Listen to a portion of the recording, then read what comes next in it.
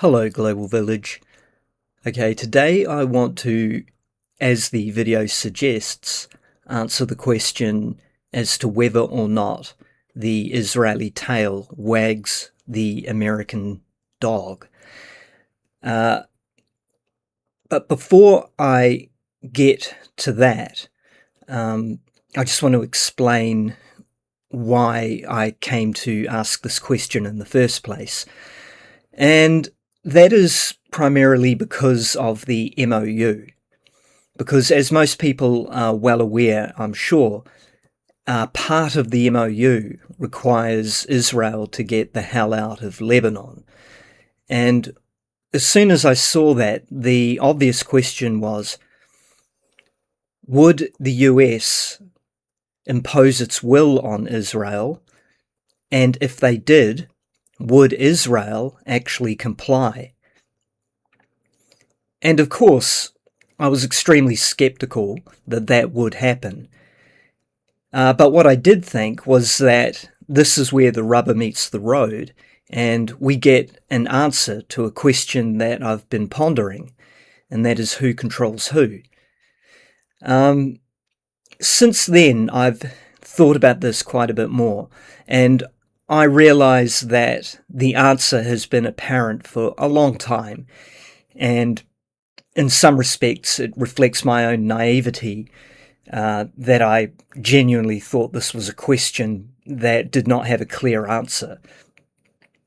So the primary reason for this video is for me to explain my rationale as to why I have come to the conclusion I've come to. Before I do that, I just want to summarize my perspective of reality as it relates to this entire conflict, because I understand that what seems like, I don't know, a pretty self-evident truth to me may in fact not be at all self-evident to someone else listening to this. So yeah, I just want to put my cards on the table right up front and just talk through in rough bullet points the timeline of events and my perception of what was really going on along the way.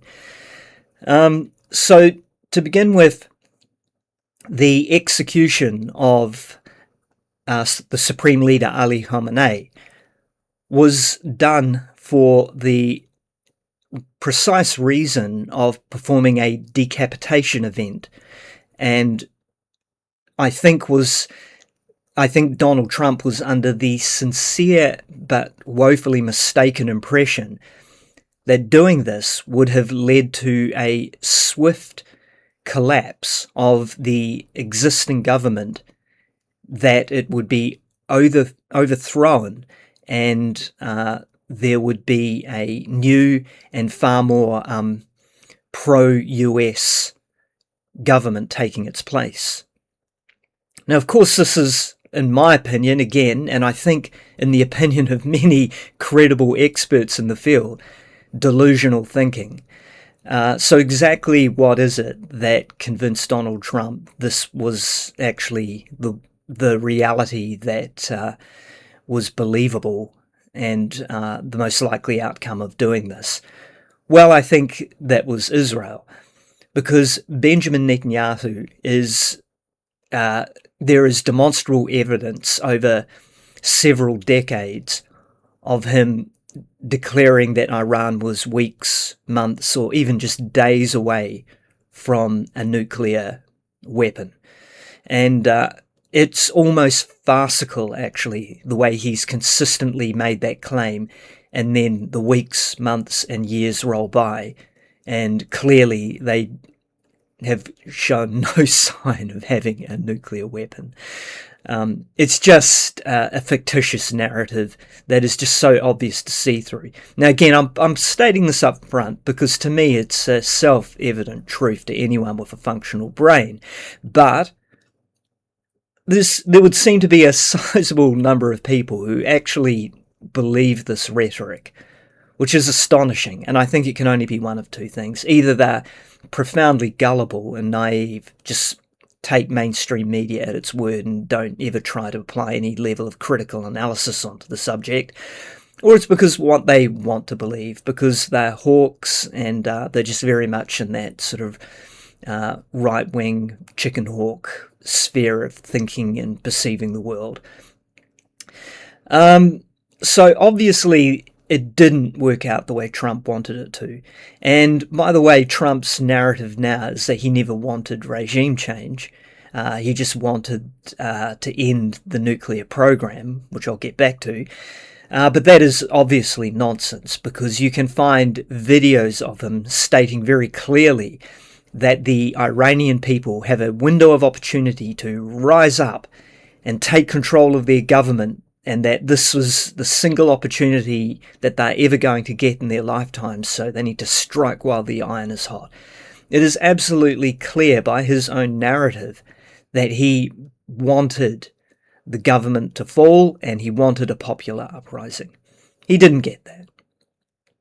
Now, I'm definitely not here to overtly defend the existing Iranian government, but I will compare it to what are demonstrably absolute monarchs in the rest of the Gulf region.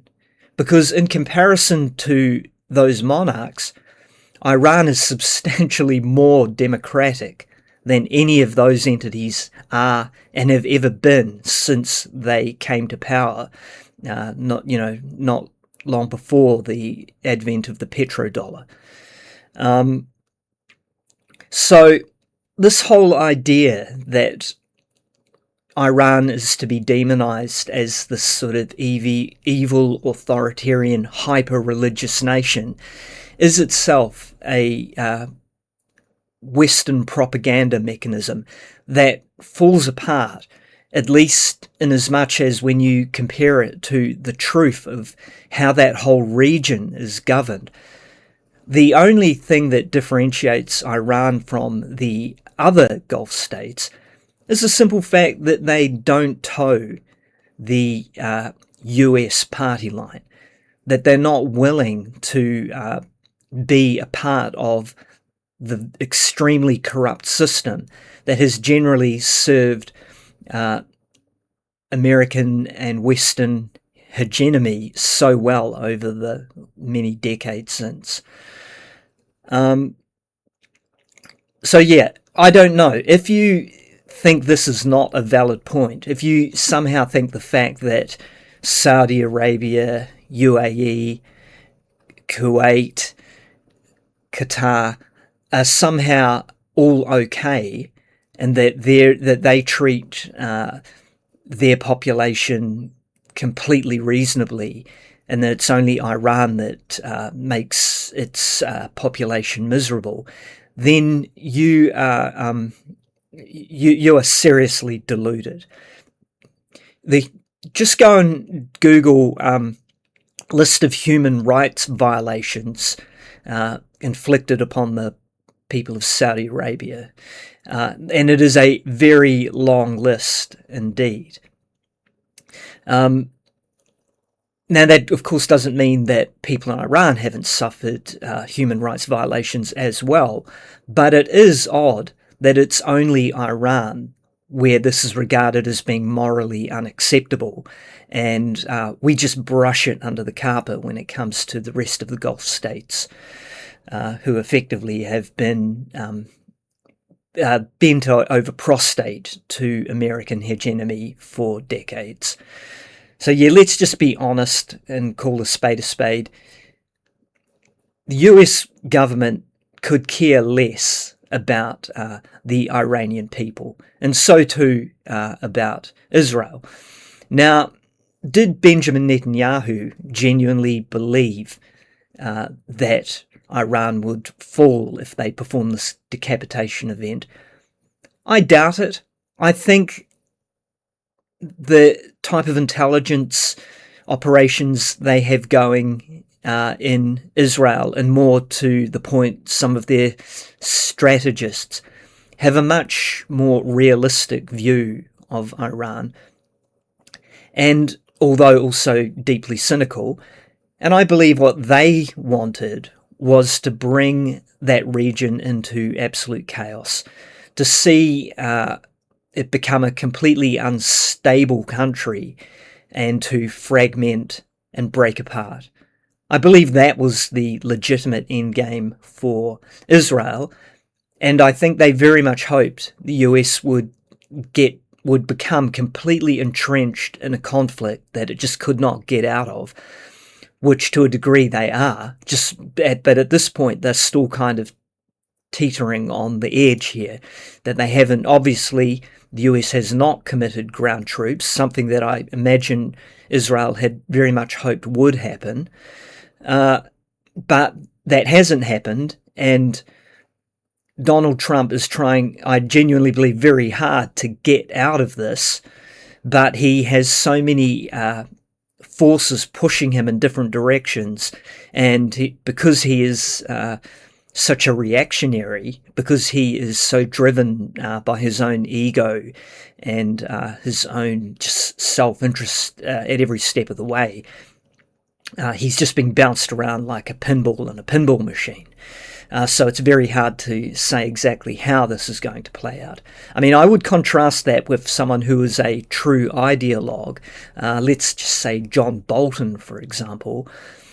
There would have been no MOU if he had been the one calling the shots.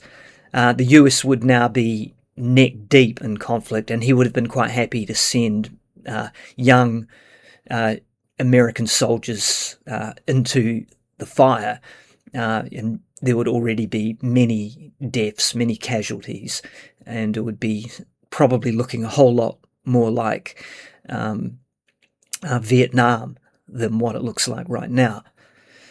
So, yeah, I think I'm now ready to circle back to the actual original question I posed. And what I came to realize is that upon thinking about it a little more closely, I believe that it is more a case that the US has the capacity to wag the tail, but chooses not to. And I use the word choose cautiously.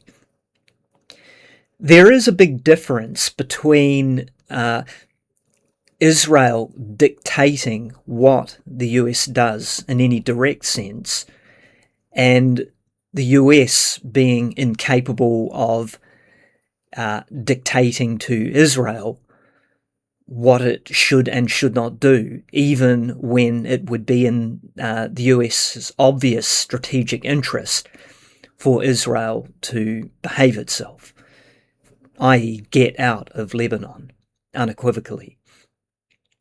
But they haven't done that, and the reason why is because the US is so profoundly captured by Zionism, and I see it as three prongs. And those three prongs are economic, theocratic, and sociological. So I'm just going to go over those three items one at a time.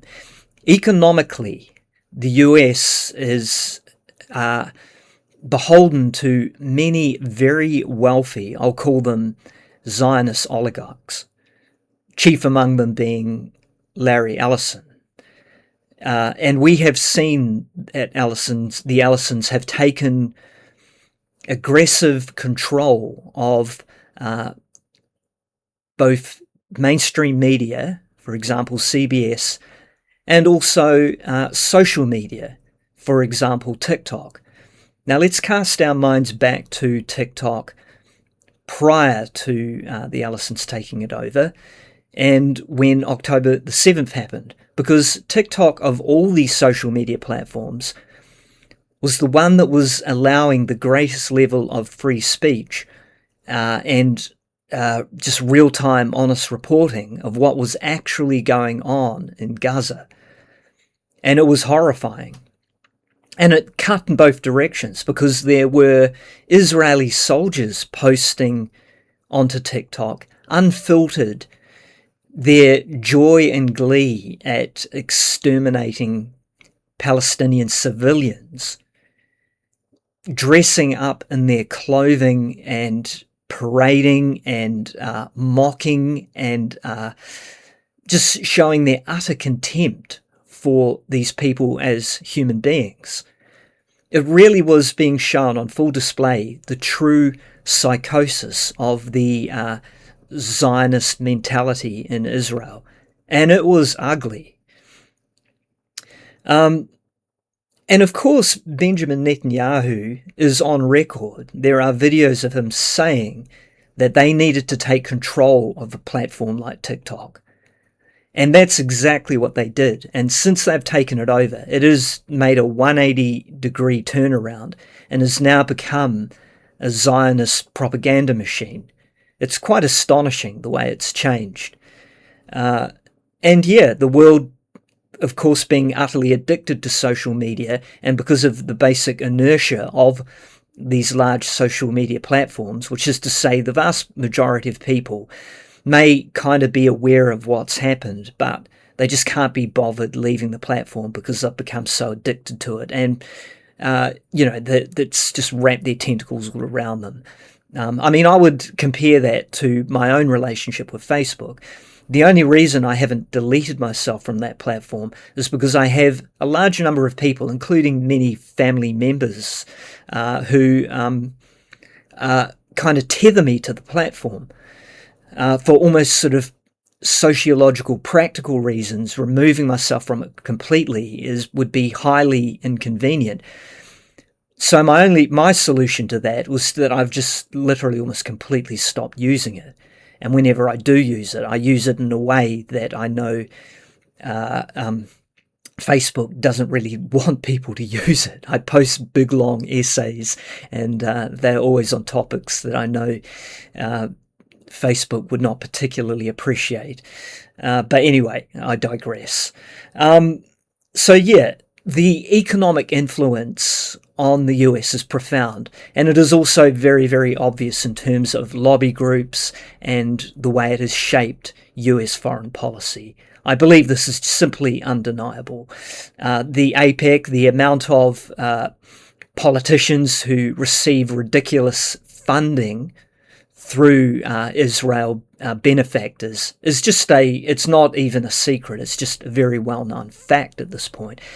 And no one can call that democracy when you have your politicians actually servicing the needs of the people who fund them, other than as versus the people who are supposedly voting them in.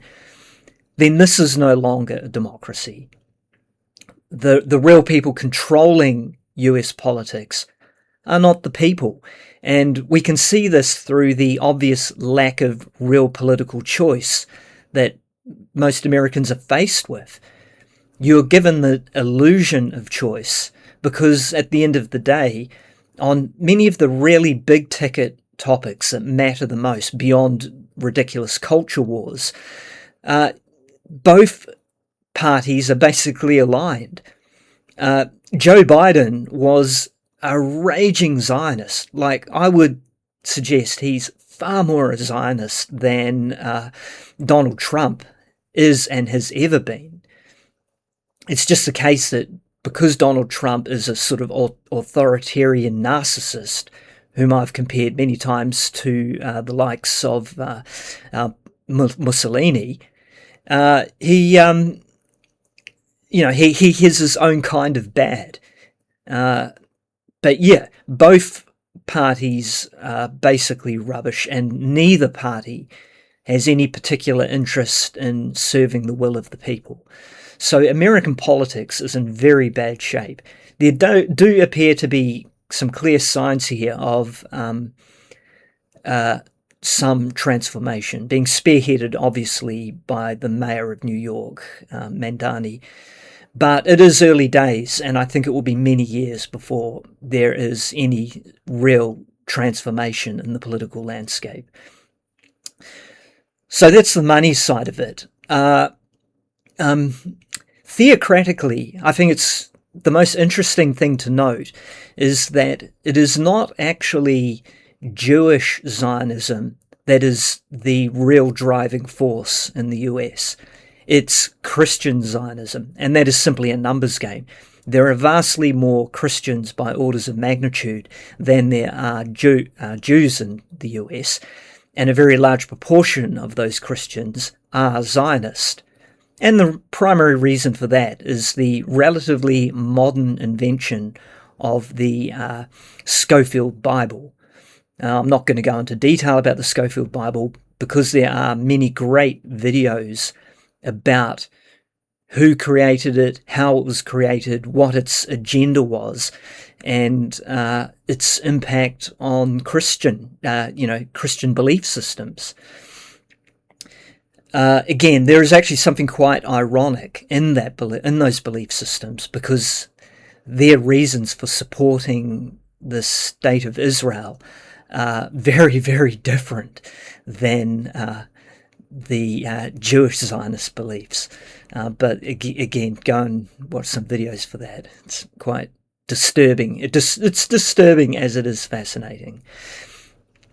The last point I want to make here, and by the way, that power that the Christian Zionists wield is profound. Benjamin Netanyahu, one of the first group of people he talks to and engages with, are Christian Zionists. He'll always give speaking engagements. Make sure he's cultivating the donations from that group to his country, because it's profound. Right here and it's global. It's not just US. Here in New Zealand, if you switch to a Christian radio station, you only have to listen for about 15 minutes before you start catching Israeli advertisements requesting donations to Israel. So it's a big money spinner. But anyway, moving to the next point, which is the sociological aspect of it. Now, these categories I'm making are a little bit artificial, but I'm just kind of making them as the basis of different sort of talking points.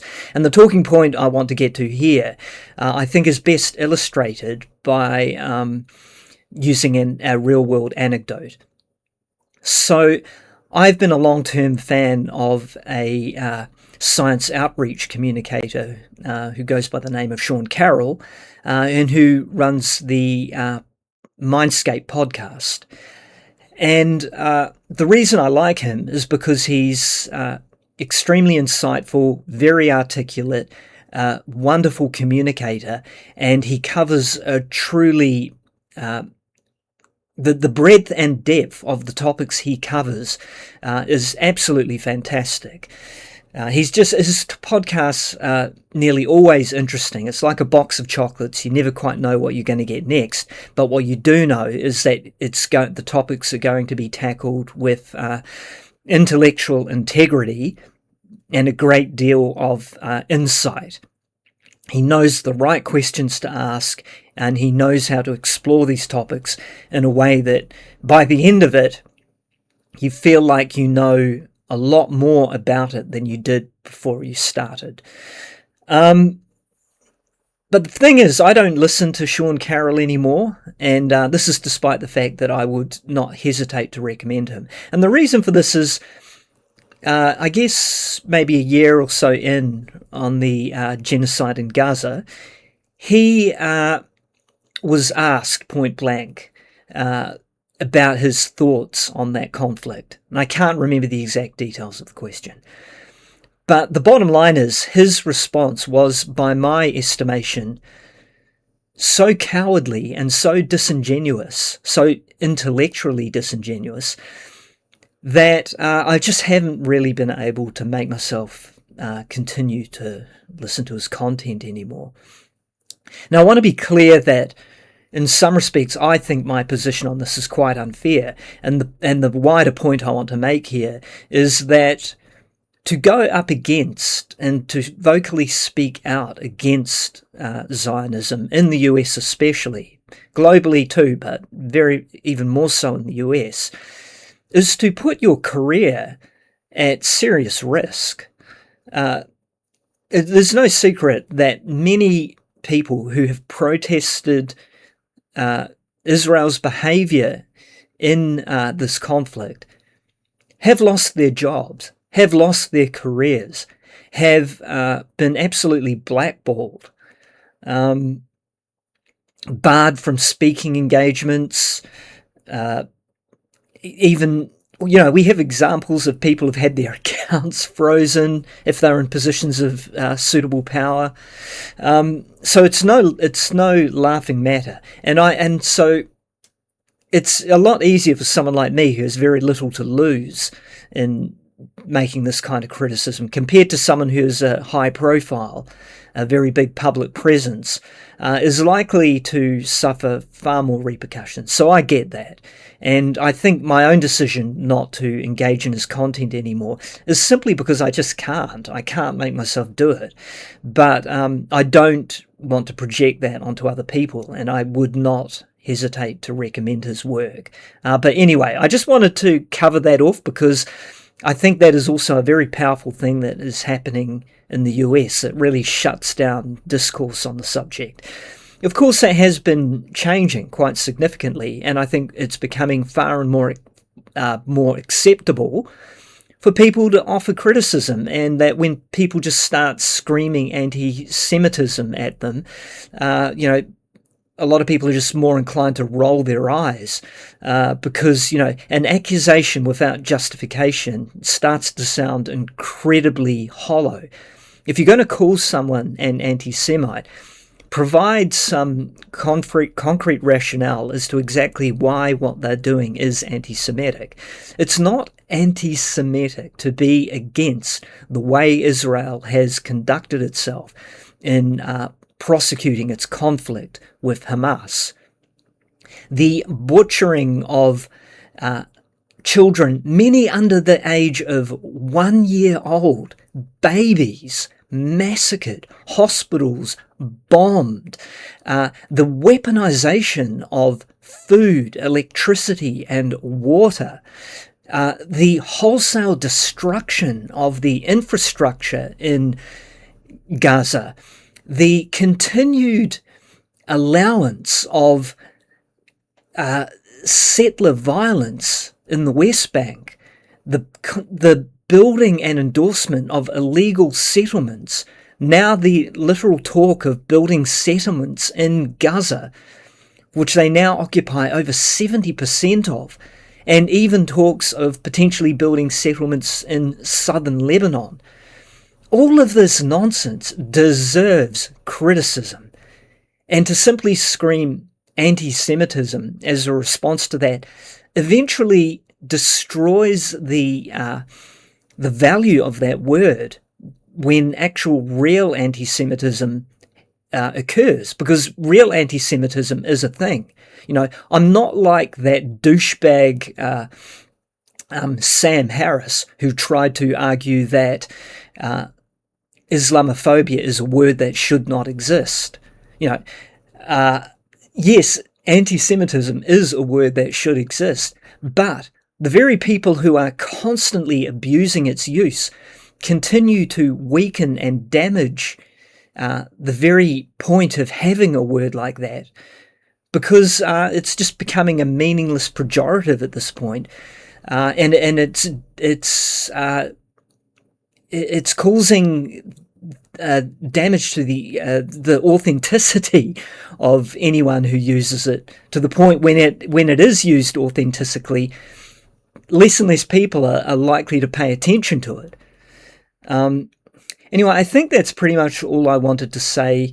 It's always hard making these videos from the point of view that there is a deep sense of hopelessness and just despair, quite frankly, about the state of everything that's going on right now.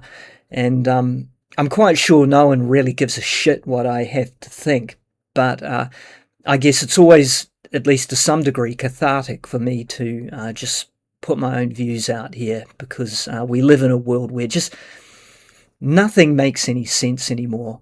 The greed, the hate, the violence, it's a heavy burden to carry.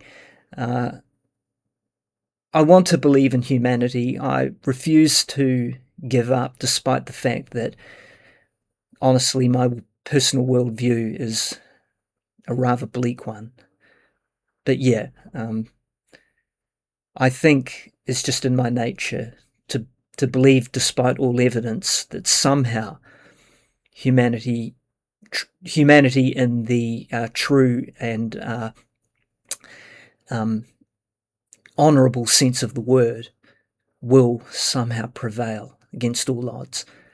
Bendy out.